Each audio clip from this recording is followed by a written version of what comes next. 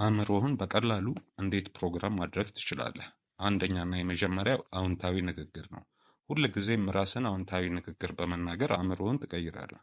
ለምሳሌ ያህል እኔ ብርቱ ነኝ፣ እኔ አሸናፊ ነኝ፣ እኔ ማንኛውም ነገር ማሳካት እችላለሁ የሚለውን ወዘተረፈ። ሁለተኛ ቪዥዋላይዜሽን ወይ በአእምሯችን የምንስለው ምስል ማለት ነው። ማንኛውም አንተ የምትፈልገውን ነገር በአእምሮ መሳል ነው። በቀን 5 እስከ 10 ደቂቃ ባለው ጊዜ ውስጥ አእምሮ ውስጥ የምትፈልጋቸውን ነገሮች መሳል ከጀመር ከጊዜ በኋላ አእምሮ ያን ነገር ማመን ይጀምራል። ሶስተኛ ሪፒቴሽን ወይም ደግሞ ሩቲን። አንድን ነገር ብዙ ጊዜ ስትደጋግመው አእምሮ ያን ነገር ከመደጋገሙ ብዛት እውነት አድርጎ ይወስደዋል።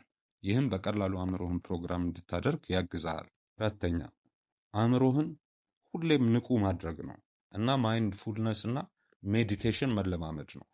አእምሮ ሁሌ ንቁ ከሆነ የምታስባቸውን የተሳሳቱ እምነቶች ማወቅ ትችላለህ። አምስተኛ ቴክኖሎጂን በመጠቀም በድምፅ ኦዲዮ አንተ የምትፈልገውን ነገር ማመን የምትፈልገውን ነገር በድምፅ ኦዲዮ ዩቲዩብም ገብተህ ብዙ ቻናሎች ላይ አለ።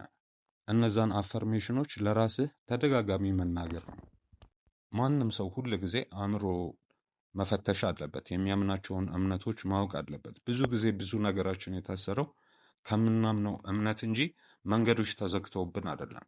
በህይወት ላይ ብዙ ነገሮች ሊያስቸግሩ ይችላል። ነገሮች የሚያስቸግርህ አንተ በዛ ዙሪያ ላይ የምታምነው እምነት ነው እንጂ ነገሩ አይደለም። ሁል ጊዜ አንድ ነገር ሲገጥምህና አልሰራ ሲለህ መፈተሽ ያለብህ ስለዛ ነገር ያለህን እምነት ነው።